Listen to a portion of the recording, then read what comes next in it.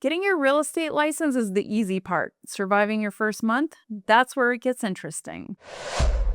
So today we're talking with Roger Grayson, our newly licensed realtor at Property Dominator. And if you're enjoying our content, don't forget to hit subscribe on the channel. Thanks for being here, Roger. Yeah, thanks for having me. So one of the first things that people have to do when they get their license is choose their brokerage. And obviously you chose Property Dominator, naturally. Can you talk a little bit about, because you have some idea of the differences in brokerages. Are there things that you like about a small boutique brokerage that you think are great for a newly licensed person? I think it gives you a little more freedom and more fun, I think. So, Yeah, that's probably true. well, we have fun.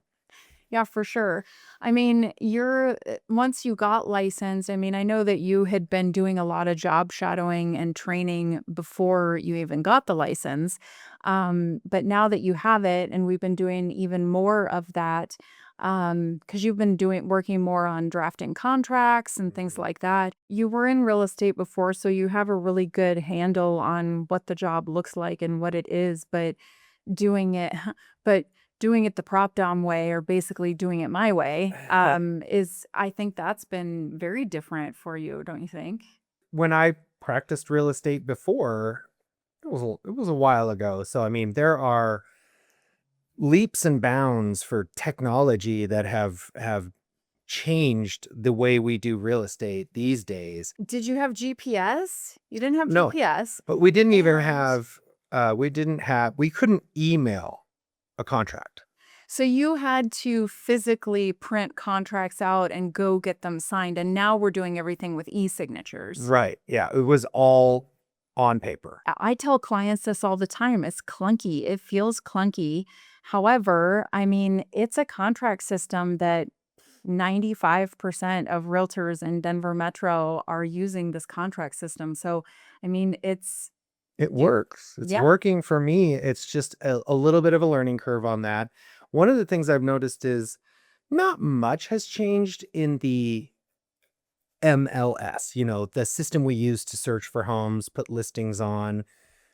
A lot of that's the same because it was online when I was doing it. It wasn't that long ago, but so, we were entering listings on the computer, putting them into the system, and you could look up stuff online. And the MLS has actually been a lot of fun for me. That's some of my favorite parts of the job is hunting down your next home. Well, and I would think too that another thing that might be difficult at this stage is the fact that you're not at a big established brokerage. I mean, it's the double-edged sword, right? Like it's a boutique brokerage. We're working together, we're having fun, but also like Property Dominator was not really set up to bring on new realtors. And so a lot of that, like the training and the standard operating procedures and stuff, like we're still kind of getting those together and finalizing them and doing stuff on the fly. So that I think stepping into a job where there's not like a clear onboarding process and there's not clear checklists and operating procedures, like I could imagine that would be difficult. I mean, it's kind of fun in a way because you and I are pioneering some stuff, for prop dom and really kind of setting the tone of how we want your brokerage to run. And I'm excited about that. I think that, it's best practice to make sure that we are checking all those boxes and making sure that when we do have a client go under contract because there's a list of things that we need to do. And it's really important that we take all those steps. And I think even more so than it was when I was practicing, because there was a lot of face-to-face with my clients. And we'd still get face-to-face time with our clients. But when we are doing contracts, we're usually at home, they're at home. we're talking on the phone a lot, hey, I'm going to send you the contract to sign, and if you have any questions, let me know. So we're not necessarily sitting across the table from them, having them sign something and going over the contract together. So I do remember years ago, I remember my realtor doing that with me. We were sitting in the living room and she got on the floor and had the contract on the table and she went through it and she gave like her little description of what each section was we used to about. have to do that. Yeah. Yeah, and I offer that to people. I offer it all the time and only a handful of people, screen like 5% of clients actually take me up on, this idea of scheduling a screen share and going over it together like Yeah. that. I mean, I don't know. I think people are just used to doing that, like looking at stuff and reviewing it and coming back with questions. Well, it's kind of like the terms of agreement or something, for when you sign up for a new thing. It's long.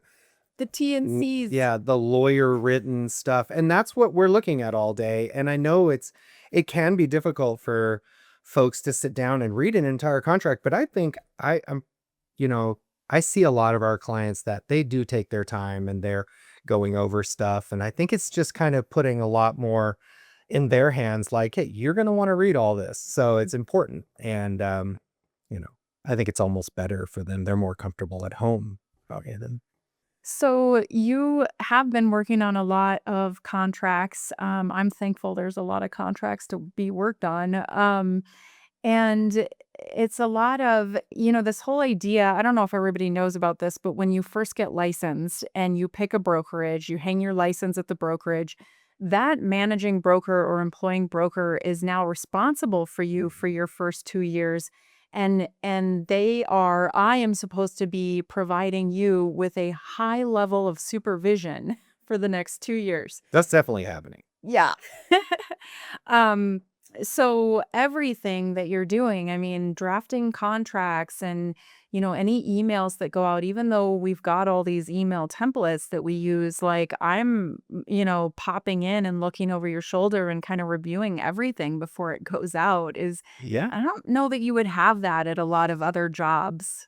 I definitely didn't have a lot of supervision when I first got my license in Washington State, but I tell you, it's actually really nice to be able to, work through a contract the way I'm know I'm supposed to do it, and then have you take a look at it and make sure I didn't miss anything. Because there are a lot of there's some check boxes that, if you don't check that box, I mean,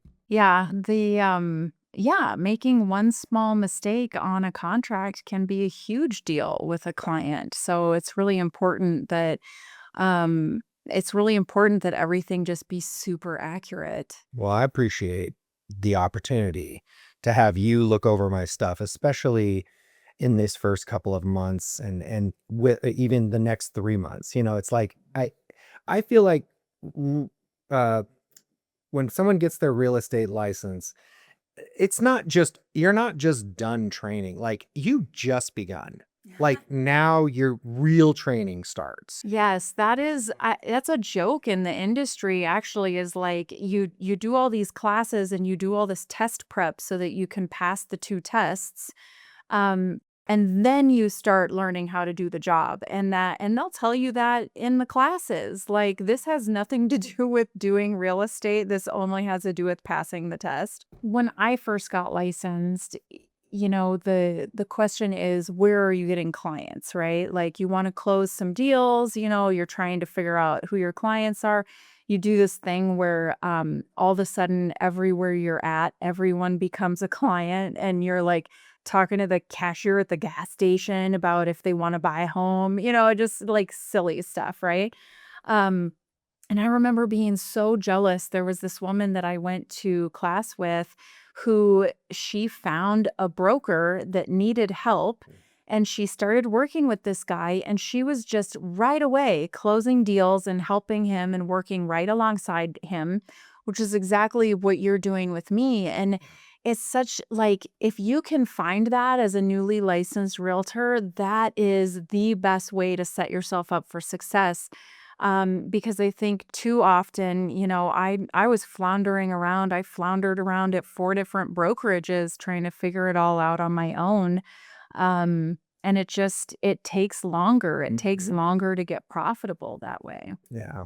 I'm not sure that I would have gotten my license any other way. When we started talking about me getting my license here in Colorado, the only way I was going to do it is if I could work with you. And luckily, we're working together and it's working great. We are, and you mentioned you're talking to the cashier at the grocery store. You're talking to the Uber driver. Kiki makes fun of me because I'll hand out a card to anyone. I'll take my card out and be like, oh, well, take my card, like for no reason, but I'm doing it because who knows? Who knows? They might be clients. I don't know. Um, well, and this was a fun thing where we had a listing that went active yesterday, and somebody drove by it and called off the sign, the yard sign. So like when you're tracking leads or whatever, that it's called a sign call. And I talked to this guy and he wanted to see inside, but he doesn't have a realtor. So I set him up to go see the listing with Roger this morning. And this is a lead that, it's not my client. I mean, it's my lead because he called off my sign. But for me to pass it to you, and this guy doesn't know that you're brand new. He just knows you're showing up to show him the house. Do you want to talk a little bit about how that goes? Like, um, I don't know. I feel like it would be exciting to like get your first lead, kind of. Yeah, this was definitely my first, our first cold lead since I got my license. We don't know this uh potential client. But it was super exciting. I got to meet him, show him around the house, show him around the property. And then, I had the opportunity to chat with him for a little bit about where he's at now, where he lives. I found out he owns a condo and he's looking to possibly sell the condo and move into something.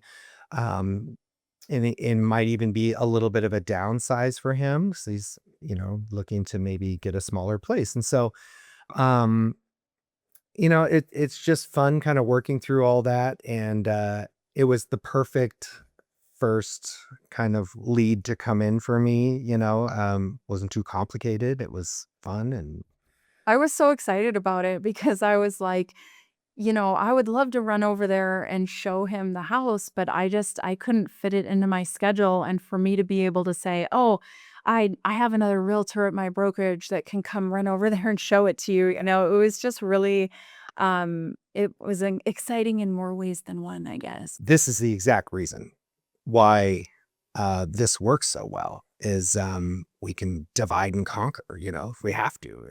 Yes, divide and conquer. So you guys might not know this, but I had sold my condo a couple of years ago, and Roger and I moved into an apartment downtown. And man, we weren't there for a couple of months before we downsized to one car. And now that we're moving out to Arvada, we, have been kind of kicking around this idea of like, oh, we're probably going to need to get a second car again. And we've been looking into it a little bit, but man, that need really hit when we started this divide and conquer strategy, right? Like, and it hit sooner than we thought because there was a day, I think it was last weekend, that we were planning on me doing showings and Roger doing something else. I can't remember what. But it turned out that the day before that, we had a close. We had two closings in a row. One of the closings was running long. And so Roger actually just left from that closing to go to the final walkthrough for the second closing. And then I finished out the first one and met them at the next closing. And I had to get a ride from my friend slash client, which wasn't that big of a deal. But even today, me coming here to film and you going to do the showing, I'm really excited about the whole divide and conquer strategy. Maybe we should also talk about your new role at Property Dominator, because you're not only a realtor, but you're also the Senior Executive Vice President of Sales. Yeah, the SEVP. Thank you. I've always wanted to be a senior executive vice president. It has been my life's dream. In fact, I just changed my LinkedIn profile yesterday. Psst. Sorry, guys. This has been a big inside Oh, joke of inside ours. joke. Yeah, it's a joke, but I hope it's funny to you too. I don't know any other senior executive vice presidents You of don't? sales. Not senior executive vice presidents. I think I know some EVPs. Yeah, there's an EVP, there's an SVP, but not SEVP. Good thing you've got that covered. Oh my gosh. No, but okay. So to be serious again, Roger is really going to be in charge of sales. He's got lots of sales experience, and I don't consider this a sales job. I never have. I've always considered it much more of a client service job. And so I am excited to have you come in and, be in charge of that whole section of our CRM. And Roger's going to be putting some things into place, executing some plans in terms of making sure that we're keeping in touch with our past clients and making sure that we are reaching out and following up with leads on a regular basis, because that's something that I've done just willy-nilly, really, willy-nilly and on the fly. And it hasn't been done in a systemized way, and so it hasn't been done well. And so I'm really excited for you to bring that structure in and get us on pace to make sure that we are serving our people in a really thoughtful and nice way. Yeah, you know, now that we have our new website, propertydominator.com, I think we're going to be getting a lot more leads just from people visiting the site, clicking on the contact us button. And that's something that as a consumer, I've done that on websites on purpose, even if I wasn't interested, not just real estate websites, anything, just to see if anybody will call me back. And more than not, I never get calls back. And I always wonder, why do you have a contact us button if you're not going to contact that person?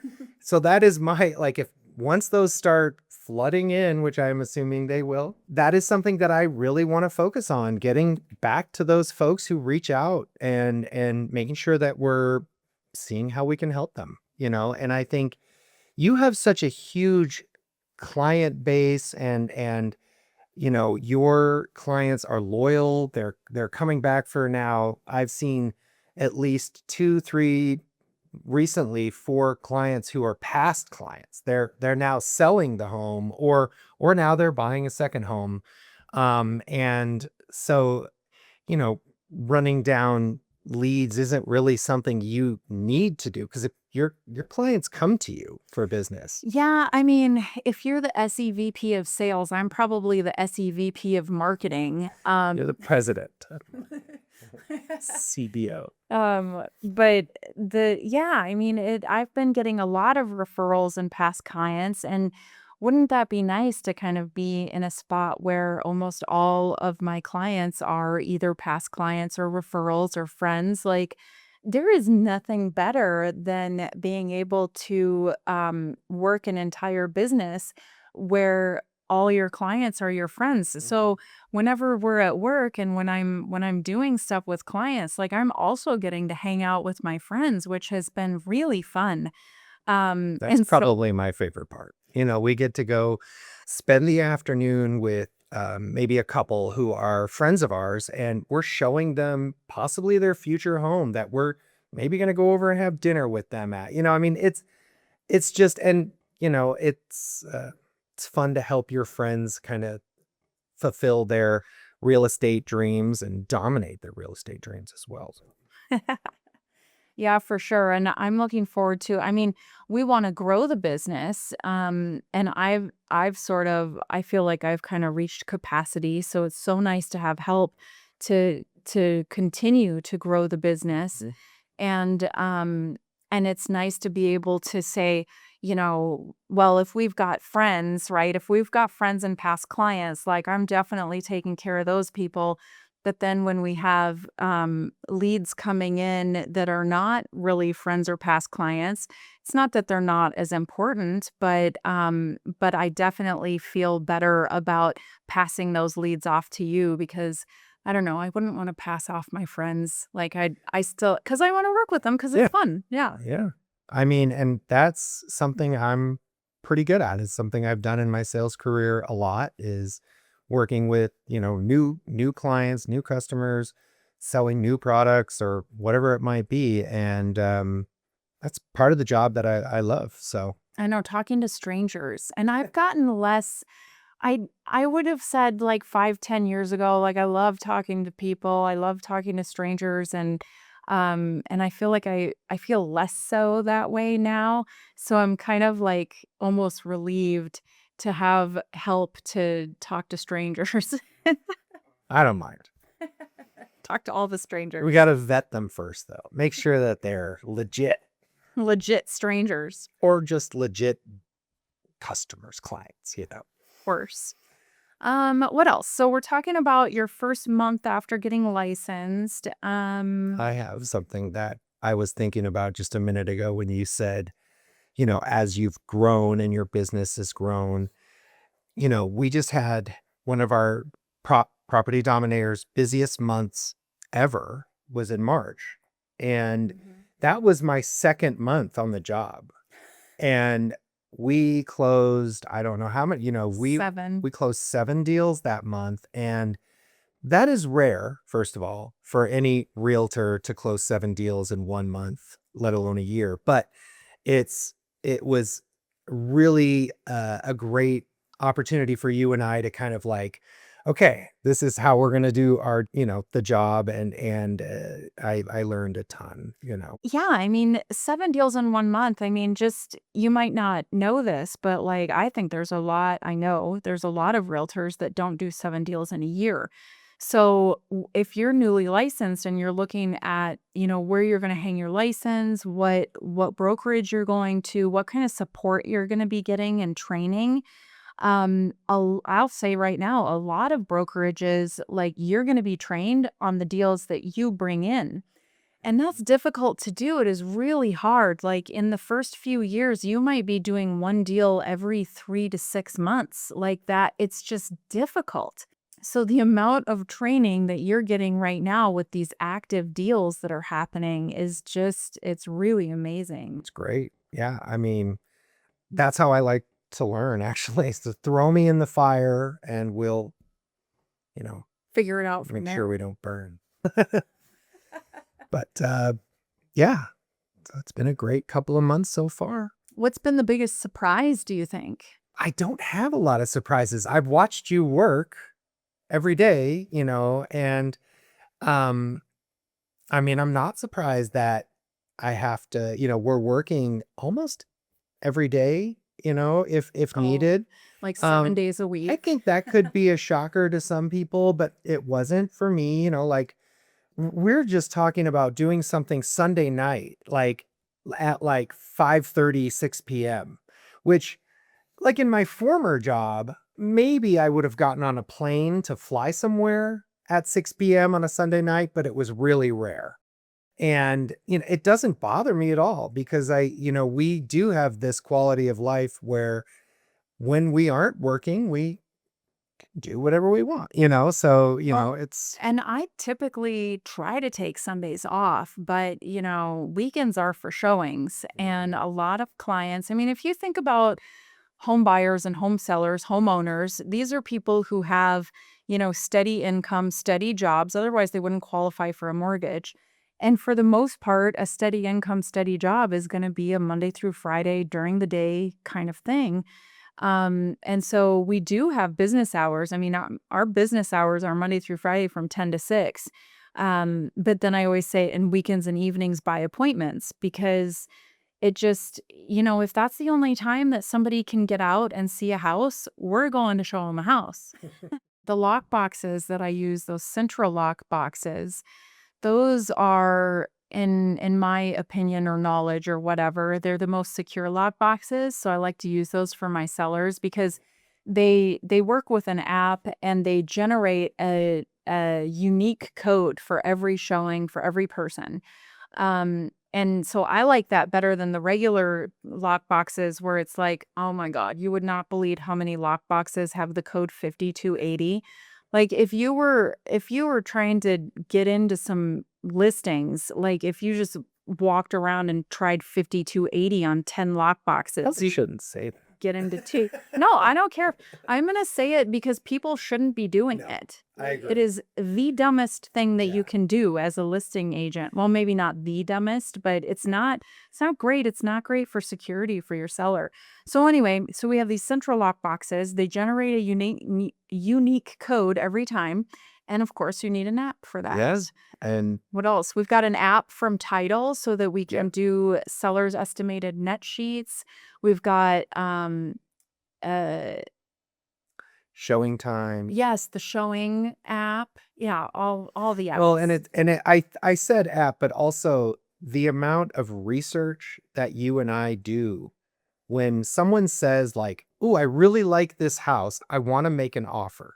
And that's just the beginning. Like you and I all of a sudden go into like, there's about 2.5 hours of a little bit of research. Maybe we're writing the contract, but we're also doing a competitive market analysis. We're, checking to see if it's in a metro district. We are using 17 different websites online just to make sure that this this house meets all of our clients' needs. And Yeah, we're trying to protect our buyer. Also calling the listing agent. Don't Mhm. forget that. yeah, well, Uh, that was something we always did. you did. Well, of course. Well, that's something in the industry that people complain about, like about realtors not picking up the phone. And it's a real, because we have so much texting now. And there's all this, although, there's two schools of thought on that because I know like picking up the phone and talking to someone is a much better form of communication than texting. Mhm. Some stuff only needs to be a text, it's fine. However, I was talking with a realtor friend of mine, and she has had some issues with other brokers on deals where she's gotten to where she only does text and email, and she never wants to get on the phone with somebody because she wants everything documented that was said. So, two schools of thought. I think it is important to document that stuff. And it's hard to document a phone call. Well, I like getting on the phone because I find that a lot of realtors have loose lips. And, maybe it's another thing I shouldn't really be saying, but it's true. Like, there's all kinds of confidential information that we know about our clients. And when they sign the contract to hire us to be their agent, we are now bound by loyalty and confidentiality, and we have fiduciary duties.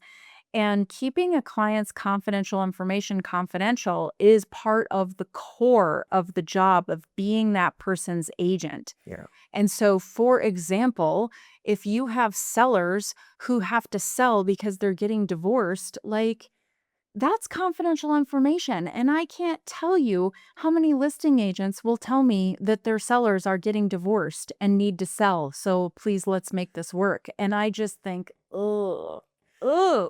There is a lot of information that should not be shared. And but then those conversations, though, regardless of what they're sharing, I think they're really important because it does build that rapport with that other realtor to let them know, like, we are here to get the job done. Mhm. We're not going to tell you anything about our client, but you feel free to tell us whatever you want about your client. So Yeah, right. I was thinking about something else too that if you're in a multiple offer situation and you can get them on the phone, sometimes you can get enough information out of them to help your buyer win the offer in a multiple offer situation. So that's cool. yeah. Let's see, we went a little bit off topic. So we're talking about you being in your first month after getting licensed. We've talked about what's been difficult, what's been a surprise. Why don't we end with like what's been your favorite? Like what's been the favorite thing in the last month? Well, we touched on it earlier. Getting to work with our friends. I mean, we have had, a lot of fun getting out and showing homes to some of our really good friends. And it's my favorite part of the job. And the other part that I really love is I get to work with you, and you and I work well together. Plus, you know, the things I'm learning while I'm working with you are really important for me to, in the long run, doing the best for our clients. And so I think that's been some of my favorite parts. Well, thank you so much for taking time to be on the episode today, Thank you. on the Yeah, thanks for show. having me. Thanks for being here, Sure. Roger, and we will see you guys next time. Stay classy, Denver. If you like this content and want to support the channel, don't forget to hit the like, subscribe, and alert bells before you go.